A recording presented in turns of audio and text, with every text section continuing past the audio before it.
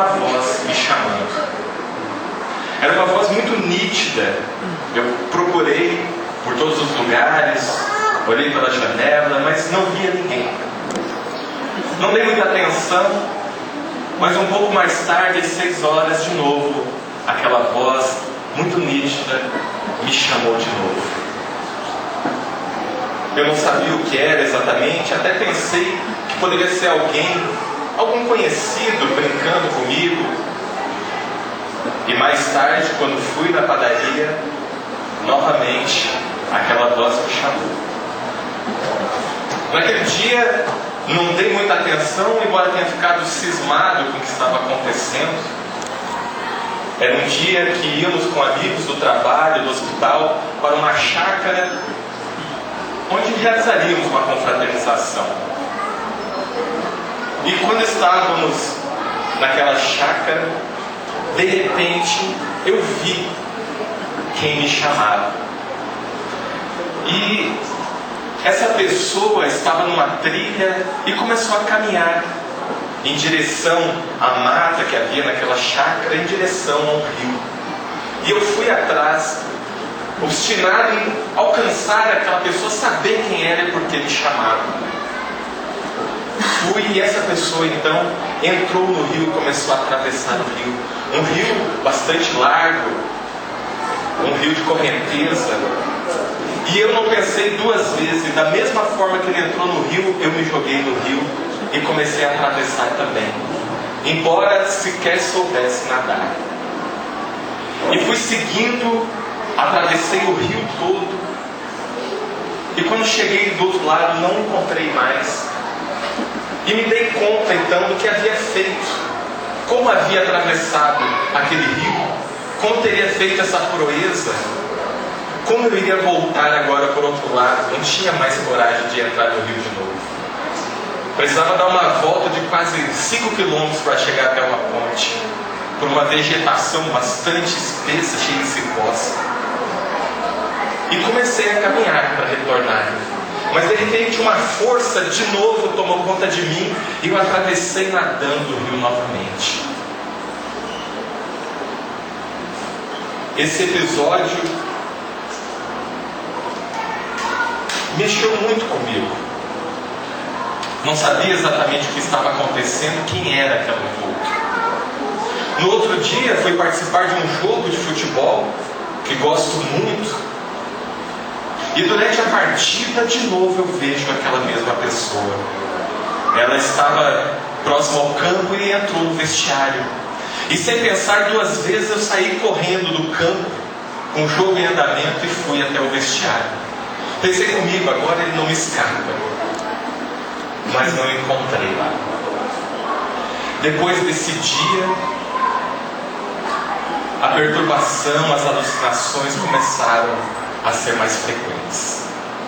Eu via coisas, até mesmo com meus filhos, com minha esposa, quando olhava para eles, via coisas que não gostava de ver, como se fossem monstros, e tinha medo.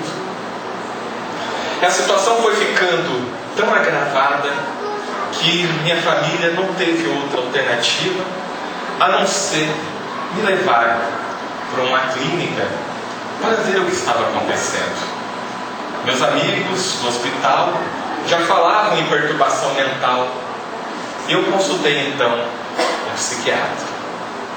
Fiquei pela primeira vez internado, poucos dias, mas foi a primeira vez que me internaram por conta dessas alucinações. Continuei o tratamento apenas com medicamentos, mas esse mal não melhorava. Eu continuava sofrendo com essa perturbação.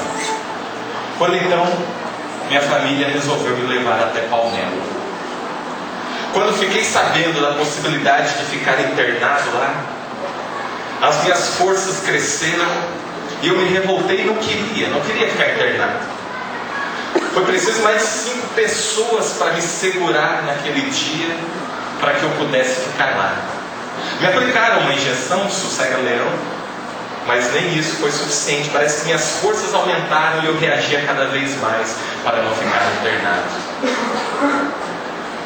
Foram praticamente 30 dias internado em Palmelo, num local que não comportava só pessoas com perturbação mental, mas também outras, inclusive drogados, que muitas vezes ficavam judiando de nós que estávamos com algum problema de perturbação mental. Não recebia visitas, a minha família só tinha notícia de mim por telefone, ligando para essa clínica. E depois desses 30 dias voltei para casa e o cenário continuava o mesmo. Não vendo outra alternativa, resolvemos vir para Brasília. Comecei um tratamento breve no Hospital Anchieta, mas não deu resultado. E o meu destino foi ir até o HPAP. E logo que cheguei lá, fui topado e fiquei praticamente 2 dias nessa condição. E a primeira internação no HPAP foram de quase 15 dias. Foi a primeira internação de pelo menos 8 internações, sem contar os quase 60 atendimentos que tive no HPAP durante quase 5 anos. E nesse período ele intercalava, ficava um pouco no HPAP, um pouco em casa. E de tantos medicamentos que me davam, eu tinha comportamentos bastante estranhos. Às vezes ficava o dia inteiro caminhando no quarto sem parar. Outras vezes passava o dia contando os dedos. Sem contar a depressão. Sem contar que muitas vezes até pensamentos suicidas passaram pela minha cabeça. Um laudo médico no HPAP, depois desse tempo todo, praticamente me desacreditou. Disseram no laudo que eu não tinha cura.